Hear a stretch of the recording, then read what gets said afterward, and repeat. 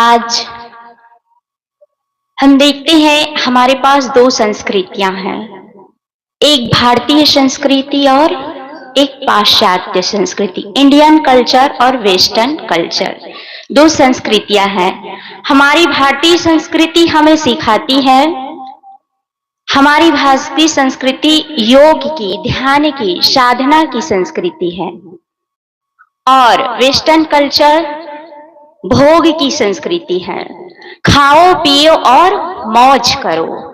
हमारी संस्कृति ध्यान, साधना, पवित्रता की संस्कृति है, जो हमें योग की, ध्यान की विधि सिखाती है। पाश्चात्य संस्कृति कहती है कि रहो होटल में और मरो हॉस्पिटल में। हमारी संस्कृति सिखाती है कि रहो घर में और मरो तपोवन में, आश्रम में।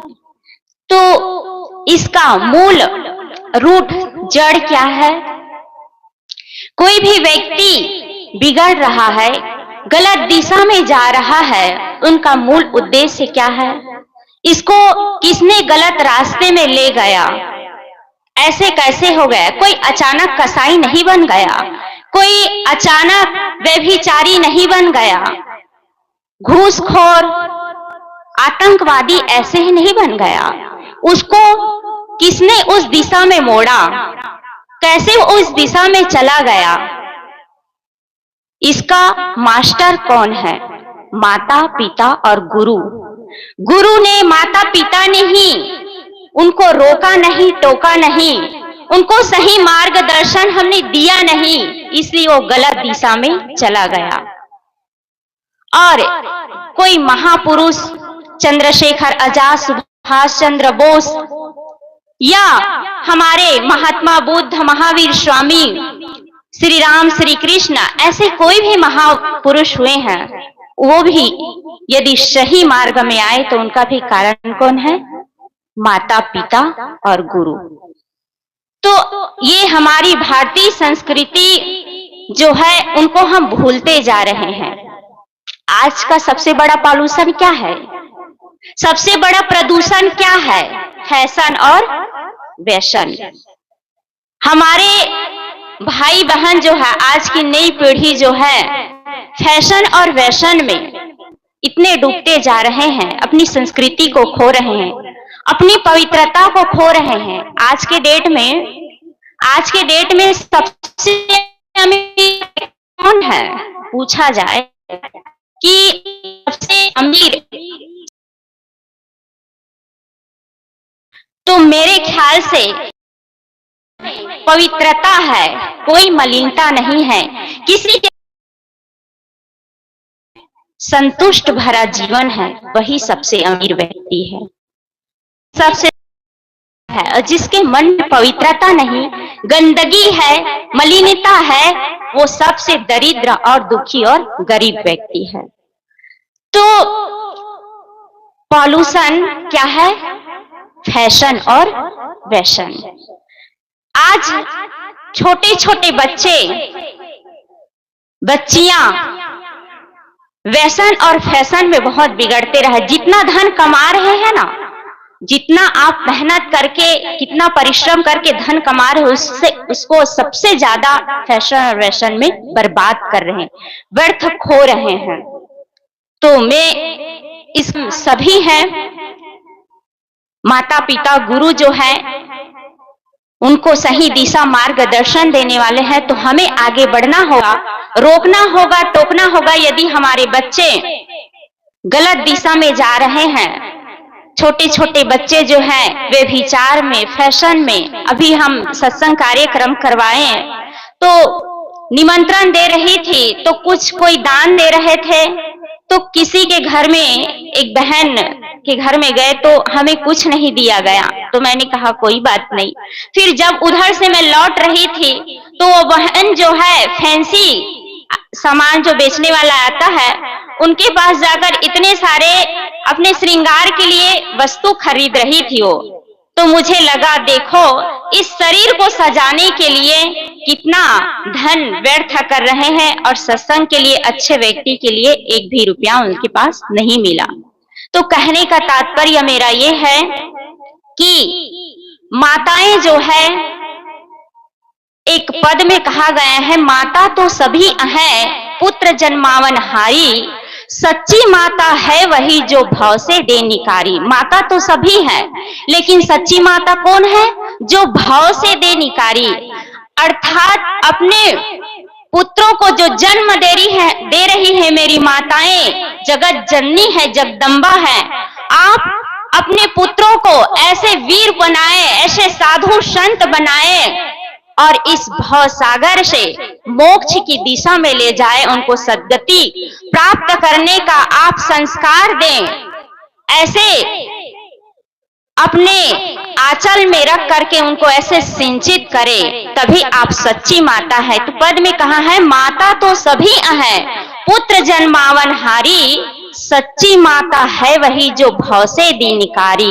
माता मंदालसा थी जो पुत्रों को बनाया संत, सब तब पुत्र संत बने जो किन्हे बंधन अंत। माता अंजनी थी जो हनुमान बनाया वीर, माताओं का फर्ज है ऐसे पुत्र जन्मावे रणधीर।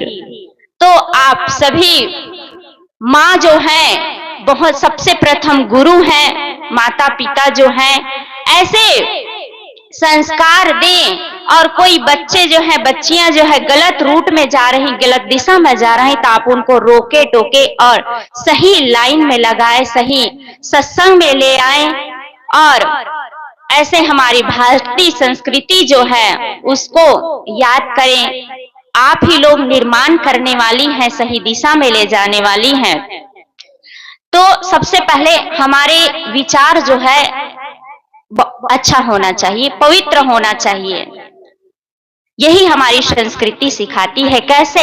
एक कहानी के माध्यम से मैं कहती हूँ कि एक जंगल में आग लग गई थी, बहुत आग लगी हुई थी। सभी लोग उस जंगल के आग को बुझाने के प्रयास में लगे हुए थे। वहीं जंगल में एक छोटी सी चिड़िया थी। वो चिड़िया भी अपने चोंच में, एक तालाब था, वहीं झील था, उसमें से पानी भर करके लाती थी और उस आग में डाल रही थी। वो निरंतर ला ला करके पानी डालने का प्रयास कर रही थी। तभी वहां पर एक बंदर बैठा था जंगल में। वो देखा कि इतनी छोटी सी चिड़िया और कितना जरा जरा सा पानी ले जा करके डाल रही है। कहता है बंदर, अरे मूर्ख ना समझ चिड़िया, तू क्या कर रही है? इतनी भयंकर आग लगी है और तुम थोड़ा थोड़ा सा पानी ले जा करके डाल रही हो, क्या आग बुझेगी? चिड़िया ने कहा, आप सही कह रहे हैं एकदम बिल्कुल कि सच में आग बुझ नहीं बुझेगी मेरे द्वारा जो पानी डालने से। लेकिन याद रखना, इस घटना का जब भी इतिहास लिखा जाएगा तो मेरा नाम आग लगाने वालों में नहीं, आग बुझाने वालों में लिखा जाएगा। आग बुझाने वालों में लिखा जाएगा। तो इसलिए कहा है कि लगा सको तो बाग लगाओ, आग लगाना मत सीखो। कमा सको तो पुण्य कमाओ, पाप कमाना मत सीखो। मार सको तो अपने गलत विचारों को, मन को मारो, जीव मारना मत सीखो। इसलिए हमें अपने थॉट को, अपने विचार को बहुत अच्छा रखना पड़ेगा, शुद्ध रखना पड़ेगा। यदि सच में हम अपने भारतवासियों को, सभी को हम परम सुखी करना चाहते हैं तो क्या करना होगा? हमें अपने विचार को पवित्र रखना होगा, शुद्ध रखना होगा। हर किसी के लिए अपने विचार को, अपने थॉट को अच्छा रखेंगे, पवित्र रखेंगे। किसके भांति? मैं अभी चिड़िया की एक कहानी है, समझाने का माध्यम है। इस चिड़िया के भांति हम अपने विचार को शुद्ध रखेंगे और एक अच्छा आदर्श प्रस्तुत करेंगे। इस कितना दिन का जीवन है पता नहीं, और कितना दिन जिएंगे वो महत्वपूर्ण नहीं है। कैसा जीवन जीते हैं हम, किस प्रकार से जीवन जीते हैं वो महत्वपूर्ण है। हम 80 साल, 90 साल, 100 साल के भी जिंदगी जीते हैं, लेकिन अच्छा जीवन हमने नहीं जिया, हमारा विचार, हमारा पवित्र जीवन नहीं रहा, तो 80 साल, 100 साल का जीना भी बेकार है। तो वो इम्पोर्टेंट नहीं है, हम कैसा लाइफ जीते हैं, कैसे जीवन जीते हैं वो इम्पोर्टेंट है। तो हम अपने जीवन को अच्छा आदर्श प्रस्तुत करते हुए एक अच्छी सीख देते हुए खुद भी अच्छा जीवन जिएंगे। हम जिस गांव में जन्मे हैं वो गांव, यहाँ जो दो बहनें हैं, साध्वी एम करुणा और उनकी बहन साध्वी आत्म प्रेम, वो गांव उन दोनों बहनों का ननिहाल है, नाना का घर, नानी का घर। वहां जाया करती थी, तब हम भी कभी कभार आते थे त्योहार के मौके पर। खास तौर से बाहर रहते थे पिताजी के साथ, उनकी ड्यूटी रही है तो बाहर रहे, लेकिन जब आते थे तो ये लोग भी दिवाली वगैरह पर नाना के घर आती थी, तब इनसे मिलना होता था।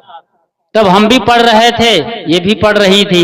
तब कल्पना भी नहीं किए थे इनके यहाँ, क्योंकि बेटियों को आमतौर पर उस जमाने में आज से 30 से 35-40 बरस पूर्व की साधना में इतनी आसानी से नहीं आती रही तब भी हैं, लेकिन कहाँ सोचा जाता था ये सब चीजें। लेकिन दोनों बहनें अपने मामा श्री, जिनके नाम पर ये आश्रम है, योगेंद्र साहब जी, जो कि मूल संस्थापक हैं, तो देखिए किस तरीके से करवट बदलता है, सोच बदलती है, जज्बा जुनून बदलता है। और आज वो यहाँ संचालक के रूप में हैं, बड़ा काम वो बैठे बैठे देखती हैं, सारा कुछ कर लेती हैं। देखिए वो कहीं चंदा मांगने भी नहीं जाती हैं और न किसी को इनवाइट करती हैं विशेष तौर से, कोई नेता, मंत्री, मिनिस्टर या कोई बड़े पैसा वाले आदमी को। लेकिन फिर भी उनका जो इंतजाम है, भोजन भंडारा, जलपान व्यवस्था देना, पूजा और बाकी चीजों का सबके लिए कितना भरपूर होता है, खुले दिल से करती हैं। तो ये सब हम देखते हैं, तो ऐसा नहीं है कि केवल फील्ड में आए, नजर आए और तभी लाइमलाइट में आकर कोई माँ बहन बेटी अपना काम कर सकती हैं। नींव की पत्थर होती हैं माँ बहन, जिन्हें कौन मतलब बड़ी मुश्किल से जो हमें दिखाई देती हैं, लेकिन उन्हीं नींव पर पूरा घर, समाज और राष्ट्र टिका हुआ है। कबीर पारक संस्थान में, जिन्हें हम मंत्री साहब के नाम से जानते हैं, श्रद्धेय संत श्री सतेंद्र साहब जी, उनको देश भर के ट्रेन नंबर याद है। सोचिए जरा, उनके पास कोई डायरी नहीं है ट्रेन की, न मोबाइल है वो 10 पैसे वाला उनके पास, कोई टच स्क्रीन नहीं है कि वो देख के बताएं वेयर इज माई ट्रेन, मेरी ट्रेन कहाँ है, कोई ऐसा एप्लीकेशन नहीं है। लेकिन सारे नंबर उनको याद है, टाइमिंग याद है। इलाहाबाद के स्टेशन में, जो कि प्रयागराज जंक्शन के नाम से जाना जाता है, ट्रेन कब आएगी, किस नंबर प्लेटफार्म पर और कब जाएगी, आज भी उन्हें आश्रम में बैठे बैठे वो सब बता देते हैं। शायद एक बार वहां का अनाउंसमेंट फेल हो जाए रेलवे स्टेशन का, लेकिन साहब का नहीं होता है। मुखाग्र, तो इस तरीके की चीजें, मतलब मेमोरी पावर कितनी थी। ऐसे ही हमारे गांव घर में मैं ये कहना चाहता हूं कि हमारे बाबा दादा दादी माँ के घरेलू नुस्खे कितने याद थे। कुछ भी होता था और कुछ लगा देते थे, रसोई घर की चीजों को खिला देते थे, पीस कर, उबाल कर, कुछ और बनाकर, पुल्टिस बना करके, और बीमारियां मिट जाती थी, घाव मिट जाते थे। वो जमाने से हम बाहर निकल आए हैं, मोबाइल की दुनिया में आ गए हैं, और हमारा मोबाइल मतलब चलता फिरता, और मोबाइल के चलते आदमी भी आज चलता फिरता पुर्जा हो गया है। तो बातें बिगड़ गई हैं, फिर से एक बार सुधारना है। आइए हम बाकी जो संत साध्वी बहनें रह गई हैं उनको हम शाम को सुनेंगे। अभी हम कबीर ब्रह्मचारिणी आश्रम मूरा लिए चलते हैं आपको साध्वी बहन सुमन। आए हैं सो जाएंगे, राजा रंग फकीर, एक सिंहासन चढ़ी चला, एक बंधे जात जंजीर, एक बंधे जात जंजीर। गुरु नाम से तूने रे बंदे, गुरु नाम से तूने रे बंदे, क्यों अपना मुख मोड़ा, दौड़ा जाए रे समय का घोड़ा, हाँ दौड़ा जाए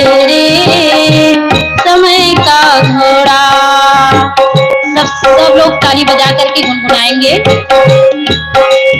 गुरु नाम से तू मेरे बंदे, गुरु नाम से तू मेरे बंदे, क्यों अपना मुख मोड़ा दौड़ा जाए रे समय का घोड़ा, हाँ दौड़ा जाए रे समय का घोड़ा।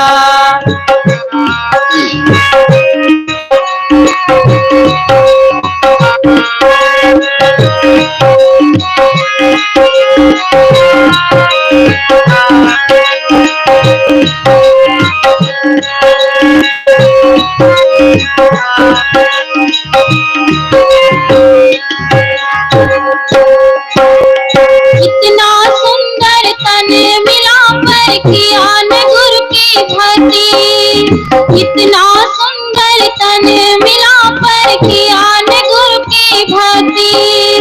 देख देख ललचाया तू पर की धन संपत्ति, देख देख ललचाया तू पर की धन संपत्ति।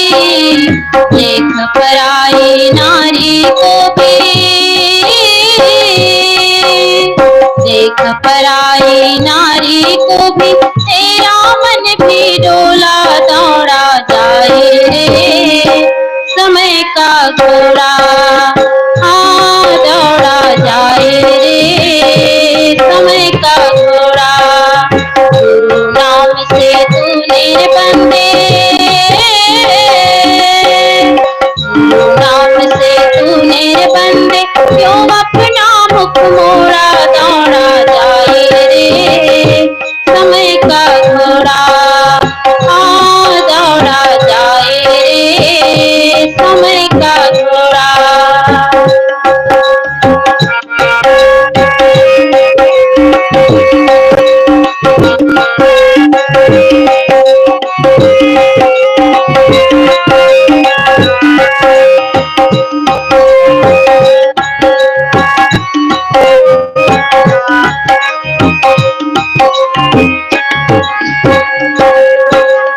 आई जवानी फिर तो तुझको काम ही काम सताए, आई जवानी फिर तो तुझको काम ही काम सताए। पल भर की संपत्ति पाने लगा तू हाय हाय, पल भर की संपत्ति पाने लगा तू हाय हाय। ये जग के सपना तेरे से, ये जग के सपना तेरे से, तेरा है मुंह बोला दौड़ा जाए रे समय का घोड़ा, हाँ दौड़ा जाए रे समय का घोड़ा। गुरु नाम से तू मेरे बंदे,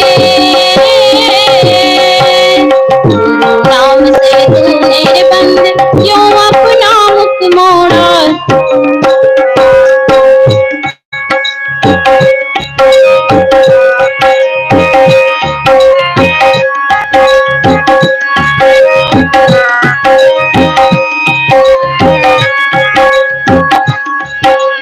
गुरु नाम से तू मेरे बंदे,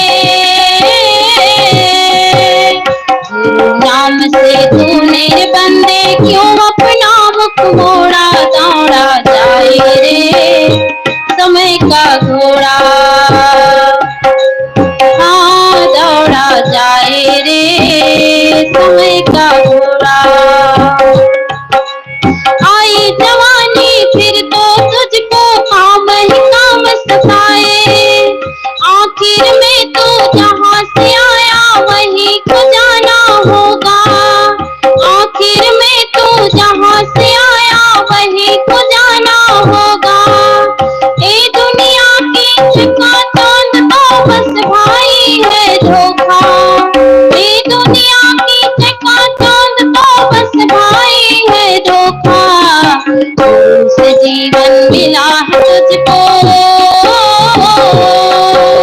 गुरु से जीवन मिला है तुझको, भाई ना पाताला दौड़ा जाए रे समय का घोड़ा हाँ दौड़ा जाए रे समय का घोड़ा। गुरु नाम से तू मेरे बंदे, गुरु नाम से तू मेरे बंदे, क्यों अपना मुख मोड़ा दौड़ा जाए रे समय का घोड़ा दौड़ा जाए रे समय का घोड़ा, समय का घोड़ा, समय का घोड़ा, समय का घोड़ा। प्रेम से बोलिए सद्गुरुदेव की जय। सदगुरु कबीर साहब जी कहते हैं कि आपन कर्म न मेटो जाई, कर्म का लिखा मिटे धौ कैसे, जो युग कोट सिराई। सदगुरु कबीर साहब जी कहते हैं कि चाहे करोड़ों युग बीत जाए, लेकिन कर्मों का फल भोगे बिना हमें छुटकारा नहीं मिल सकता। हर किसी को अपने कर्मों का फल भोगना ही पड़ता है, फिर चाहे वो राजा हो या रंग, गृहस्थ हो या विरक्त। संसार में जितने भी महापुरुष हुए हैं उन्हें भी अपने कर्मों का फल भोगना पड़ा था, तो क्या हम लोग अपने किए हुए कर्मों से बच जाएंगे? कदापि नहीं। हम जैसा कर्म करेंगे हमें वैसा फल भोगना पड़ेगा, यह प्रकृति का अटल नियम है। इसीलिए सदगुरु कबीर साहब जी कहते हैं कि कबीर कमाए अपनी निष्फल कभी न जाए, होया पेड़ बबूल का आम कहाँ से खाए। अपनी कमाई का फल कभी निष्फल नहीं जाता। हम जैसा कर्म करेंगे वैसा फल भोगना पड़ेगा। करने का फल ऐसा है कि कभी कट नहीं सकता, न कोई काट सकता है। इसीलिए गोस्वामी तुलसीदास जी कहते हैं कि कर्म प्रधान विश्व रचि राखा, जो जस करे तो तस फल चाखा। अर्थात जो जैसा कर्म करता है उसे वैसा फल भोगना पड़ता है। अच्छा कर्म करेंगे तो अच्छा फल मिलेगा और बुरा कर्म करेंगे तो बुरा फल मिलेगा। हमारे जीवन में कर्मों का बहुत बड़ा महत्व है। यदि हम अच्छा कर्म करें, हमारे ऊपर समाज का बहुत बड़ा उपकार है। यदि हमें समाज का सहयोग एवं संरक्षण न मिले तो हम जीवित नहीं रह सकते। तो इसलिए हमें चाहिए कि हम अच्छा कर्म करें। हम स्वयं तकलीफ नहीं चाहते तो फिर दूसरों को दुख तकलीफ देना कहाँ का न्याय संगत है। यदि हम चाहते हैं कि हमें अच्छा फल मिले तो हम अपने जीवन में अच्छा कर्म करें। कुछ लोग कहते हैं कि पाप से बचने के लिए किसी मंदिर या मस्जिद में चले जाएंगे तो हमारा सारा पाप कट जाएगा, लेकिन ये सब धोखा है, अपने आप को छलना है। हम स्वयं देख सकते हैं कि बबूल का पेड़ जमीन पर लगाकर उसमें रोज गंगा जल डाले, उसके पास बैठकर राम नाम अल्लाह नाम का जाप करे और सोचे कि इसमें गेंदा का फूल खिल जाए, तो ये कभी नहीं हो सकता। जरा विचार कीजिए कि जब राम नाम के जाप करने से पाप को नहीं काटा जा सकता, तो बबूल के पेड़ बोकर आम की फल आशा करना ये अपने आप को धोखा देना है। हम जैसा कर्म करते हैं उसी के अनुसार हमें फल मिलता है। आइए एक कहानी के माध्यम से समझते हैं कि हमें कैसे कर्मों का फल मिलता है। एक शहर की लड़की थी जो बहुत पढ़ी लिखी थी। वह हिंदी नहीं जानती थी। उसकी शादी एक देहात गांव में हो गई। एक दिन उसकी सास ने नौकरानी को किसी कारणवश डांटी और बोली, गधी कहीं की। बहू सब सुन रही थी, उस समय कुछ नहीं बोली। जब उसके पति ड्यूटी से आते हैं तो कहती है कि सुनो जी, गधी का अर्थ क्या होता है? पति ने बताया, मोटी। कुछ दिन बाद फिर महीना 15 दिन बीते और सास ने फिर से बहू को डांटी और बोली, उल्लू की पट्टी कहीं की। बहू फिर सब सुन रही थी, उस समय कुछ नहीं कही। और जब उसके पति शाम को आते हैं तो पूछती है कि सुनो जी, उल्लू की पट्टी का अर्थ क्या होता है? तो पति ने पत्नी से पीछा छुड़ाते हुए कहे, दुबली पतली। कुछ दिन सास बीमार पड़ गई और बहू ने देखा और बोली, माँ जी आप पहले कितनी गधी थी पर आजकल तो बिल्कुल उल्लू की पट्टी जैसे हो गई। तो इस प्रकार से अपना किया हुआ कर्म जरूर लौट कर मिलता है। यदि हम अच्छा कर्म करेंगे तभी हमें अच्छा फल मिलेगा। अब ये हम पर निर्भर है कि हम अच्छा कर्म करके जीवन बिताएं या बुरा कर्म करके। मगर कोई कर्म करने से पहले ये अंजाम सोच लेना होगा, क्योंकि किसी ने बहुत सुंदर कहा है कि यहाँ नेकी बदी दो रास्ते हैं, जरा गौर से सुन लो। तुम्हें चलना है किस मार्ग पर, अपना मार्ग चुन लो। मगर चलने से पहले ये अंजाम सोच लो कि भलाई कर भला होगा, बुराई कर बुरा होगा। यदि हम चाहते हैं कि हमारा जीवन अच्छा हो तो हम अपने जीवन में ऐसा मित्र बनाएं, ऐसा गुरु बनाएं जो कभी हमारा साथ न छोड़े, और वह साथी होगा हमारा पवित्र कर्म। हमारा कर्म ही हमारा जीवन भर साथ देता है। इसलिए हमें चाहिए कि हम अच्छा कर्म करें ताकि हमारा जीवन अच्छे से बीते, और यदि हम बुरा कर्म करेंगे तो हमारा जीवन नष्ट हो जाता है। तो हमें चाहिए कि हम अपने जीवन को सदाचार, भक्ति, परोपकार में लगाएं और अपने जीवन को सुंदर एवं सफल बनाएं। बस इन्हीं शब्दों के साथ मैं अपने वाणी को विराम देती हूँ। बोलिए सद्गुरु देव की जय। अभी साहब बता रही थी कि बबूल का पेड़ हो और उस पर चंदन और गंगा जैसे पवित्र जल को भी छिड़का जाए तो न तो वहां से खुशबू आने वाले हैं और न ही गेंदे के फूल लगने वाले हैं। माँ बहन आमतौर पे पूजा के नाम पर आज ठगी जा रही हैं। वो बड़ी प्रकृति ने माँ बहनों को बड़ी कोमल सोच समझ और कहीं ना कहीं शरीर के स्तर पर भी ऐसे बनाया है, तो उनका अंतःकरण करुणा से भरा हुआ है, प्रेम से लबालब भरा हुआ है, उस भाव से जिसने इस पूरी दुनिया को बांध रखा है। लेकिन वही भाव कभी ज्यादा हो जाता है तो फिर अलग रूप ले लेता है और भावनाओं में माँ बहनें बह जाती हैं और अपने लिए ही घर के लिए मुसीबत खड़ी कर लेती हैं। तो ऐसा ना हो, इस तरीके से जागरण होना चाहिए और विज्ञान की बातों को समझकर माँ बहनों को आज के दौर में राष्ट्रधारा में से जुड़कर, जैसे ये बहनें बैठी हुई हैं, आप देखते हैं आपकी ही बेटियां हैं, आपके घर से निकल कर आई हैं और आज पूरे समाज को देश के अलग अलग हिस्सों में जाकर जागृत कर रही हैं अपने उद्बोधन, प्रवचन, सत्संग के जरिए। आइए सुनते हैं साध्वी बहन मंजुला से। आप पोटिया डी कबीर ब्रह्मचारिणी आश्रम से आई हुई हैं, आपके भी विचार हम सुनते हैं बराबर 15 मिनट तक। आप आए और अपने उद्बोधन विचारों से लाभान्वित करें। बोलिए सद्गुरु देव की जय, संत समाज की जय। परम पूजनीय श्री साहिब जी, वंदनीय साध्वी समाज, सत्संग प्रेमी सज्जनों, भक्तिमती माताओं, आप सभी के समक्ष मेरे लिए आज्ञा हुई है। आज्ञा पालनार्थ कुछ देर आप सबके बीच प्रस्तुत हूँ। विषय मुझे मिला है नारी सशक्तिकरण पे। हम सभी जानते हैं कि इस समाज में एक परंपरा चल पड़ी है जो कि नारियों के लिए एक अभिशाप है।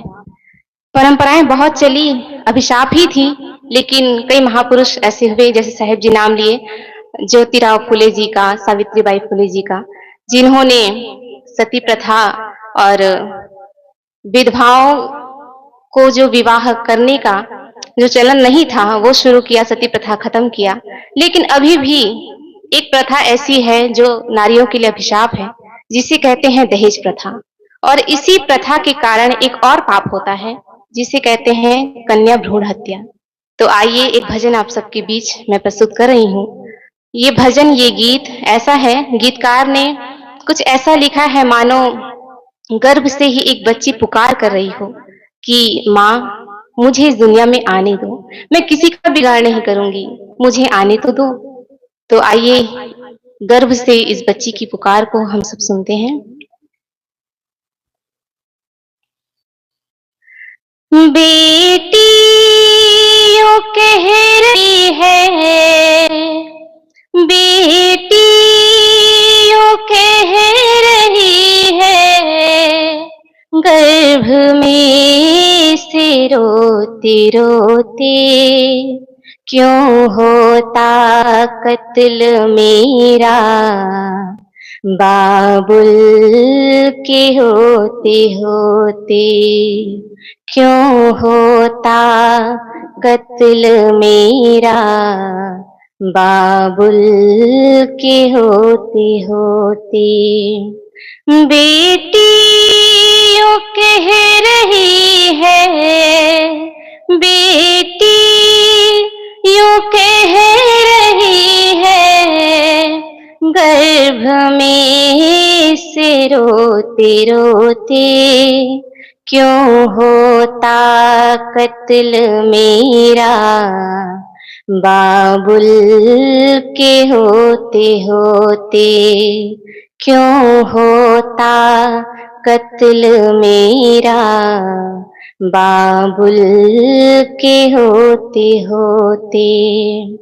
माँ हो के हुई राजी, करने को मेरी हत्या, माँ हो के हुई राजी, करने को मेरी हत्या, इतना मुझे बता माँ, मेरा कसूर है क्या, इतना मुझे बता माँ, मेरा कसूर है क्या। वो कौन सी खुशी माँ, वो कौन सी खुशी माँ, पाओगी मुझे खो के, क्यों होता कत्ल मेरा, बाबुल के होते होते। बेटियों कह रही है, बेटी यूं कह रही है, गर्भ में से रोते रोते, क्यों होता कत्ल मेरा, बाबुल के होते होते। सेवा मैं माँ करूँगी, तन मन को करके अर्पण, सेवा मैं माँ करूँगी, तन मन को करके अर्पण, रह लूँगी माँ मैं जिंदा, तुम सब की खाके जूठन, रह लूँगी माँ मैं जिंदा, तुम सब की खाके जूठन, दर्शन को तेरी मैया, दर्शन को तेरी मैया, मैं बाट रही ज्योति, क्यों होता कत्ल मेरा, बाबुल के होते होते। बेटियों कह रही है, बेटी यूं कह रही है, गर्भ में से रोते रोते, क्यों होता कत्ल मेरा, बाबुल के होते होते। गुलशन में अगर तेरे कलियां नहीं खिलेंगी गुलशन में अगर तेरे कलियां नहीं खिलेंगी। बेटों को फिर तुम्हारे बहुएं कहाँ मिलेंगी। बेटों को फिर तुम्हारे बहुएं कहाँ मिलेंगी। कोई रोकता नहीं है, कोई रोकता नहीं है। क्यों जुल्म ऐसे होते, क्यों होता कत्ल मेरा बाबुल के होते होते। बेटी यूं कह रही है, बेटी यूं कह रही है गर्भ में से रोते रोते। क्यों होता कत्ल मेरा बाबुल के होते होते। निर्मम रहेगा जग में जब तक ये देखो मानव। निर्मम रहेगा जग में जब तक ये देखो मानव। तब तक रहेगा जिंदा ये दहेज रूपी दानव। तब तक रहेगा जिंदा ये दहेज रूपी दानव। इसे खत्म करना होगा, इसे खत्म करना होगा। हम सब को एक होके। क्यों होता कत्ल मेरा बाबुल के होते होते।